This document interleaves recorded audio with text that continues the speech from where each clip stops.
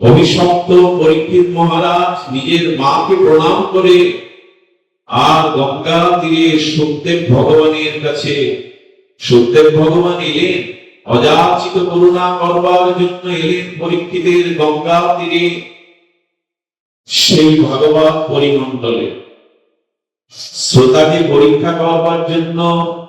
সুখদেব ভগবান বললেন, রাজন, বিপ্র অভিশাপে সপ্ত দিবসে তক্ষক দংশনে আপনার মৃত্যু হবে, মৃত্যু আমি এড়াতে পারি না। অবধারিত ধ্রুব সত্য মৃত্যু আপনার হবে, তবে কেন এসছেন? মৃত্যু তো এড়ানো যাবে না। এই দেখুন, পাণ্ডবদের উত্তরসূরি গর্বেই যাকে ভগবান রক্ষা করেছেন, তিনি কি সাধারণ হতে পারে? পরীক্ষিত মহারাজ বললেন, মৃত্যু ভয়ে ভীত হয়ে মৃত্যু এড়াবার জন্য আমি এই গঙ্গা তীরে আপনার চরণ সমীপে আসি নাই। তো কেন এসেছেন? মৃত্যু তো হবে, বিপ্র অভিশাপ প্রতিফলিত হবে, তবে কেন এসেছেন? এসেছে এই জন্য আপনার মুখনির্গলিত হরিকথা শ্রবণ করে এই মৃত্যুই যাতে আমার শেষ মৃত্যু হয়, অন্তমৃত্যু হয়। হরিকথা শ্রবণ কীর্তনে যাতে পুনঃ পুনঃ আমাকে আবার এই জগতে জন্ম মৃত্যু চক্রে না আসতে হয়, এই জন্য হরিকথা শুনতে এসেছি, আমি মৃত্যু এড়াতে আসি। আচ্ছা, এই হরিকথা শুনলে আমাদের মৃত্যু এড়াতে পারবো না?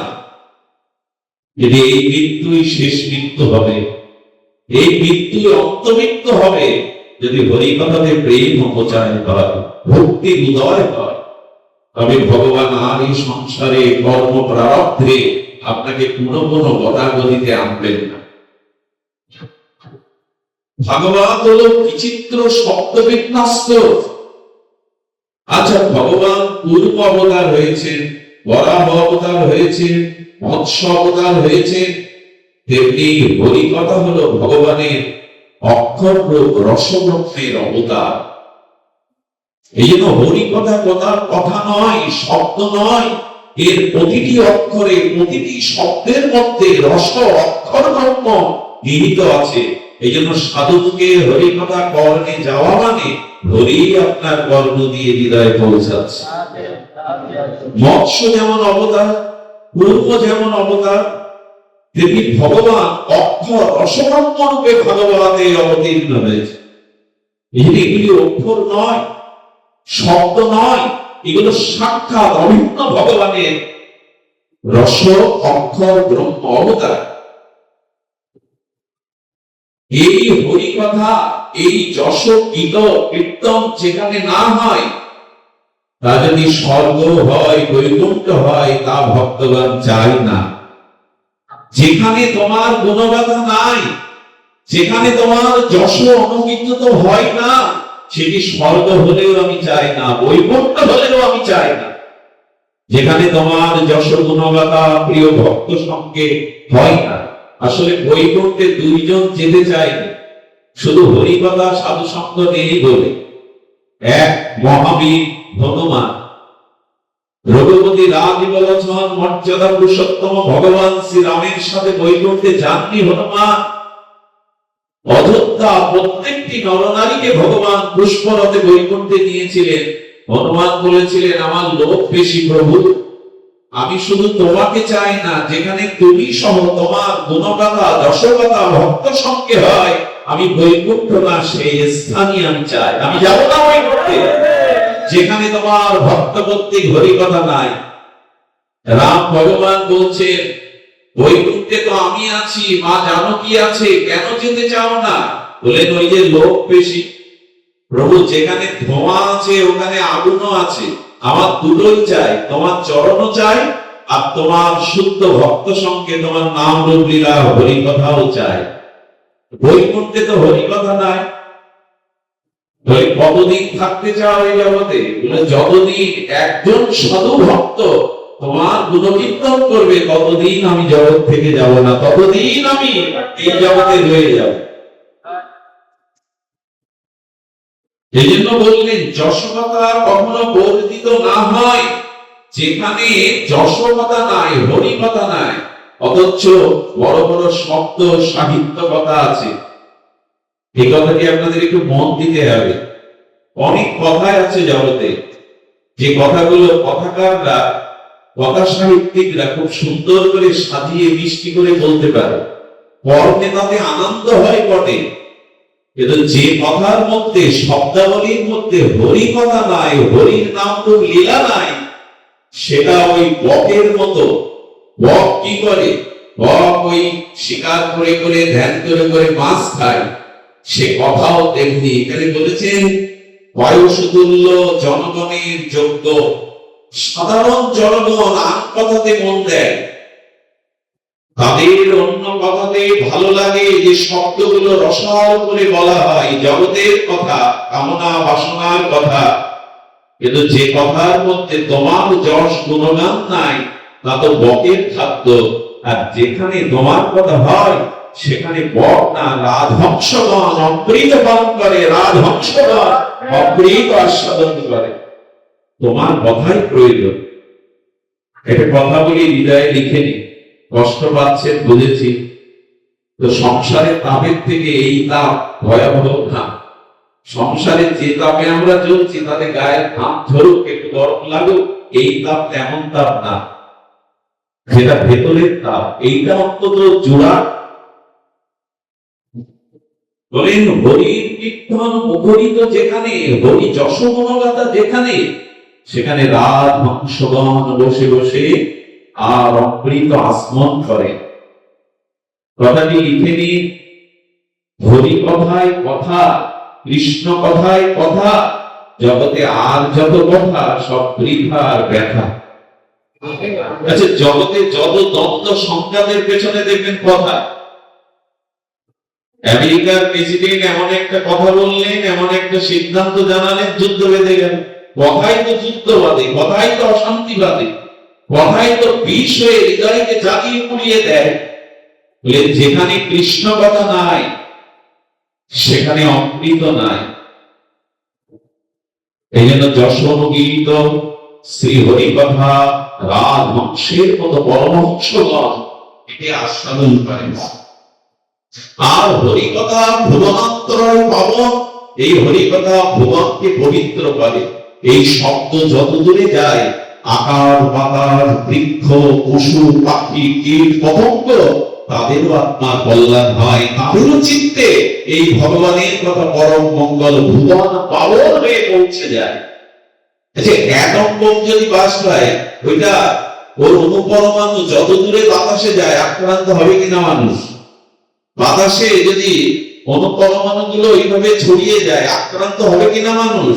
তখন হরিকথা ভুবনত্রয়ী ভুবন পাবন যত দূরে বাতাসে যায়, সমস্ত জীব জগতের কল্যাণ হয়, পবিত্র হয়ে ওঠে সেই বাতাবরণ। এই জন্য মনুষ্য জীবনের সর্বশ্রেষ্ঠ হল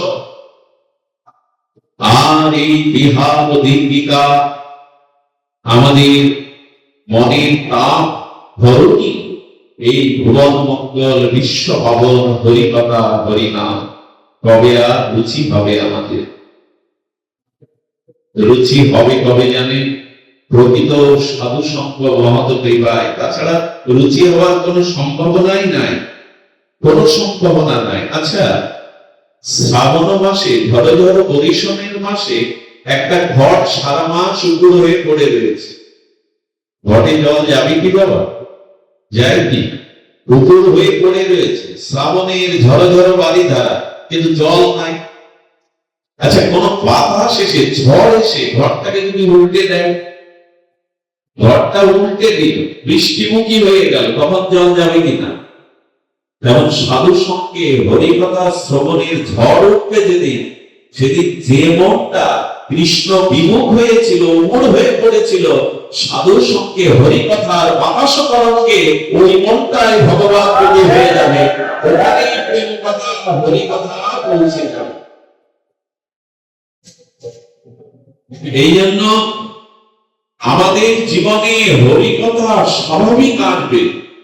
জড়ভরত হরিণ হয়েছিলেন, জড়ভরতের পূর্বজন্মে জানেন হরিণ হয়েছিলেন, কিন্তু তৃণ খেতেন না, শুকনো পাতাগুলো খেতেন। অন্য হরিণের দলে ভিড়তেন না, মিশতেন না, বৈরাগ্য অবলম্বন করে একা থাকতেন, শুকনো পাতা খেতেন।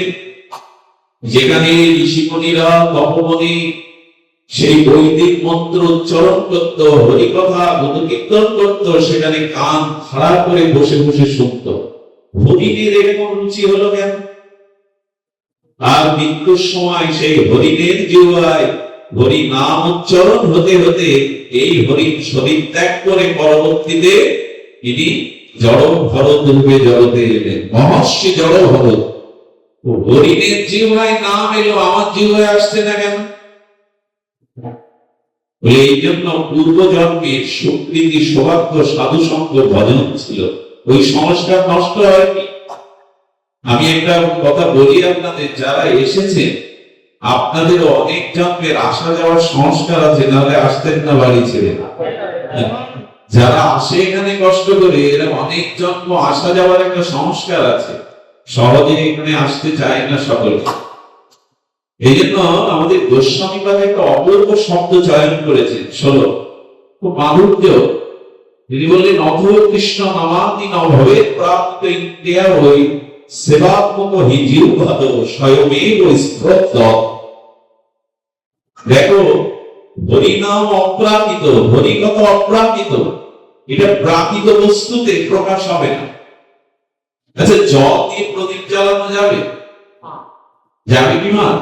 যাবে না, এটা বিজাতীয় বস্তু, তেল দিয়েই প্রদীপ জ্বালাতে হয়। আমার এই শরীরটা, আমার এই জিহ্বাটা ভোগের দ্বারা, প্রারব্ধের দ্বারা, পাপ কূট বীজের দ্বারা প্রাকৃত, আর হরিনাম হলো অপ্রাকৃত। প্রাকৃত বস্তুতে অপ্রাকৃত বস্তু প্রকাশ হয় না। কথাটির দিকে ধ্যান দিতে হবে। হয় না তো আমাদের মুখে যে হরিনাম হচ্ছে, পাপিও যে কৃষ্ণ বলছে, বলো ওটা নামের মহিমা।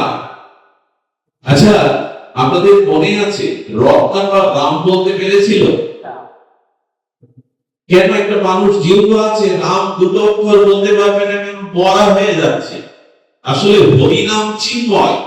আমার মতো বিষয় ভোগী, বৃত্তি প্রধান, ভোগ বাসনা, কাম ক্রোধ বীজ প্রবৃত্তি প্রারব্ধ কর্মফল যার জীবনে, সেখানে হরিনাম। এই জন্য বলছেন, অথ কৃষ্ণ নামাতি ন ভবে প্রাকৃত ইন্দ্রিয়। আমাদের প্রকৃতি ইন্দ্রিয়তে হরিনাম প্রকাশ হয় না। তবে হচ্ছে যে হলো রত্নাকর, তার মুখে রাম আসেনি, মরা মরা এসেছিল, কিন্তু কলিযুগে অতি পাপী হলেও তার মুখে কৃষ্ণ নাম। এই সনাতন ধর্মের বাইরে অন্য জাতির মধ্যেও তারা নাম নিতে পারে। কেন? এটা নিতাই চাঁদ মহাপ্রভুর করুণা, যে এই যুগে নামটাকে স্বপ্রকাশ করে গেছে। আমি যা পাপ করেছি জন্ম জন্মান্তরে, আমার দ্বারা স্বপ্রকাশ ধর্মী স্বয়ং প্রকাশ হরিনাম আসার কথা নয়। এই নামের কৃপা। সেবা ভাদ স্বয়মেব স্ফুরত। বলেন, কারো যদি সাধু সঙ্গে, গুরু কৃপায়, সৎসঙ্গের মহিমায়, কারো যদি ওই যে ঘরটা উল্টে ছিল, এবার যদি ঝড়ে ঘরটা আর উপর থেকে জল উন্মুখ করে দেয়, তখনই এই সেবা মুখ জিহ্বায় প্রকৃত হরিনাম উচ্চারিত হবে, প্রেমের সহিত, ভাবের সহিত, সেবা ভাবনার সহিত। এই জন্য প্রয়োজন সকল প্রসঙ্গনাম মম বীর্যসংবিদ ভবন্তিরিৎকর্ণ রসায়ন কথা তর্জসনাত দাস্য ভর্গবৎমানি শ্রদ্ধা রতি ভক্তি ক্রমমিষ্যতি। আহা, ভগবান কপিল দেব তার মাতা দেবাহুতিকে এই কথাই যাচ্ছেন বনগমনের সময়। মাতা দেবাহুতি বলছেন, কপিল, আমি জানি তুমি আমার শুধু পুত্র নও, তুমি ভগবান ব্রহ্মা আমাকে এটা বলেছেন। আমি জন্ম জন্মান্তরের এই সংসারে আসা যাওয়া করছি, আমার এখনো তৃষ্ণা যায়নি, ভোগ বাসনা যায়নি, দেহাবেশ যায়নি। তো বলো, আমি বিদ্যা হয়েছি, তপস্যা, যাগযজ্ঞ, তীর্থ পর্যটন আমার দ্বারা সম্ভব না, আমি কি করে ভগবান চরণ লাভ করতে পারি? ভগবান কপিল ভাগবতের এই বিখ্যাত শ্লোক বলেছিলেন, শতাং প্রসঙ্গনাম মম বীর্য সাঙ্গবিদ ভবত্তিরিকর্ণ রসায়ন কথা। মা যাও, সাধুদের মধ্যে বসো, আর সাধুকে ভগবানের প্রসঙ্গ শ্রবণ কীর্তন করো। তাহলে ধীরে ধীরে শ্রদ্ধা, ভক্তি, রতিমতি ক্রমবিশ্বতি, ধীরে ধীরে তোমার ভিতরে শ্রদ্ধা, ভক্তি ভাব হয়। এই জন্য আপনাদের কাছে অনুরোধ, যখনই সুযোগ পাবেন সংসারে সাধু সঙ্গ, হরিকথা শোনার যেন একটা উৎকণ্ঠিত পিপাসা আমাদের মধ্যে থাকে। এই অনুরোধ করব যে হরিকথার পিপাসা যেন আমাদের চিত্তে থাকে। আজকে যে তিথি আমরা বললাম, সেখানে আমাদের আজকের তিথির একটু মান্যতা দিতে হবে, স্মরণ করতে হবে, বন্দনা করতে হবে। আসলে এই রথযাত্রা আমি আপনাদের একটু ইতিবৃত্ত অর্থাৎ সূত্রের কথা সামান্য জানাবো। আজকের দিনে এই জগন্নাথ তত্ত্ব, জগন্নাথ মহিমা, জগন্নাথ লীলাকে লঙ্ঘন করা উচিত নয়। আমরা হরিকথা শ্রবণের, সাধু সঙ্গের মহামহিমা শ্রবণ করলাম। চলুন এই রথযাত্রার মূল সূত্রে আমরা প্রবেশ করি। খুব সামান্যই আস্বাদন, শরীরে জ্বর, বটবার মতো অবস্থা নাই। গত প্রায় 1 মাস আমি 2 ঘন্টার বেশি ঘুমাতেও পারিনি। বাড়ি ফিরতে হয় রাত 4টে, ভোর হয়ে যায়। তবু কেন জানি না সাধু সঙ্গ এলে দেহাবেশ থাকে না। আপনাদের প্রসন্ন দৃষ্টিতে এই মন্দিরের বাতাবরণে হরিকথা, আসলে হরিকথা যেখানে হয় এই পরিবেশটাকে পরিবর্তিত করে দেয়। অসংখ্য দিব্য আত্মা সূক্ষ্ম দেহে নেমে আসে এখানে, তারা হরিকথা শোনার জন্য চলে আসে। তাদের সেই সক্রিয় চিৎ শক্তি আমাদেরকে আনন্দ দেয় বলে। তাও কিছু মানুষ যে ঘুমায় বসে বসে, ঝিমায় বসে বসে, ভালো লাগে না। কেন কেন লাগে না জানেন? দেখবেন অনেকেই ঘুমাচ্ছে, অনেকে কষ্ট হচ্ছে, নিতে পারছে না, মন ছুটে চলে যাচ্ছে। এর একটাই কারণ, সেই কারণ হলো যার জীবনে হরির প্রতি অনুরাগ নেই, আসক্তি নেই, প্রীতি নেই, প্রেম নেই, তার বাধা হয়ে দাঁড়ায় এই আনন্দ যজ্ঞে, এই পরম আনন্দ যজ্ঞে সে নিতে পারে। অন্ধ ব্যক্তি যেমন এই জগতের সৌন্দর্য অবলম্বন করতে পারে না, তেমনি যার জীবনে আর হরিকথাতে রুচি নেই, হরিকথাতে আসক্তি নেই, এর কারণ জানতে হবে হরিতে তার এখনো প্রেম যায়নি, হরির প্রতি তার আসক্তি যায়। আসক্তি গেলে কি হয়?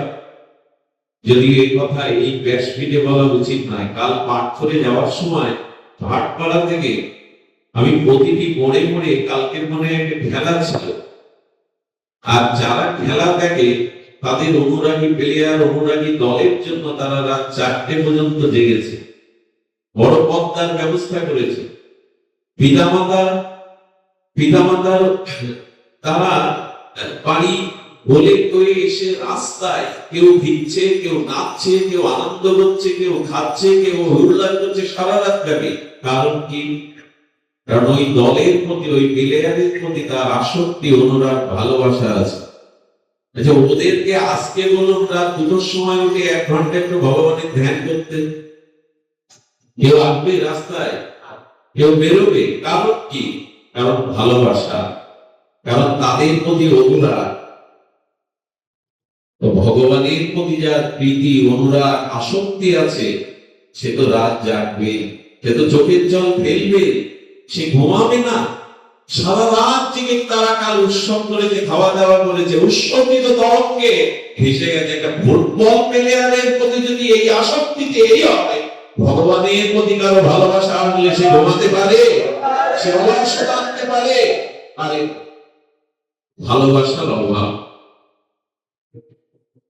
ভালোবাসা থাকলে কি হয় জানে? গ্রামের লেখাপড়া না জানা মা সন্তান বিদেশে থাকে, মাসে একটা করে চিঠি পাঠায়। এখন তো পত্র সাহিত্যই নষ্ট হয়ে গেছে। পত্র সাহিত্যটা এখন নষ্ট হয়ে গেছে, যান্ত্রিক যুগে আমরা প্রবেশ করেছি। তো ছেলে চিঠি পাঠিয়েছে, মা দৌড়ে চিঠিখানা বুকে নিয়ে মাস্টার মশাইয়ের কাছে যেতেন গ্রামে। মা তো লেখাপড়া জানে না, অক্ষর জ্ঞান নেই। মাস্টারকে বলতেন চিঠিটা পড়ে দাও। তো মাস্টার মশাই যখন পড়ছে, মা তোমার কথা খুব মনে পড়ে মা, মা তুমি প্রণাম নিও, তুমি ভালো আছো তো মা? এই কথাগুলো যখনই বলছে মার চোখ দিয়ে দরদর করে জল পড়ছে। মা তুমি ভালো আছো তো?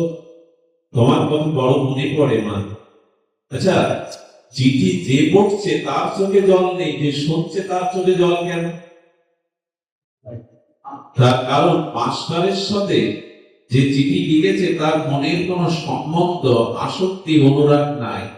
যার আছে সে শুনে শুনে কাঁদে। যেমন ভগবানের প্রতি যার আসক্তি, অনুরাগ আছে, সে তো বসে বসে তার কথা শুনবেই, তার কথা তো তার ভালো লাগবেই। এই জন্য হরিকথাতে রুচি আন, জানবেন তাহলে ভালোবাসা উৎসাহিত হয়ে তার পথে যাবে। আমরা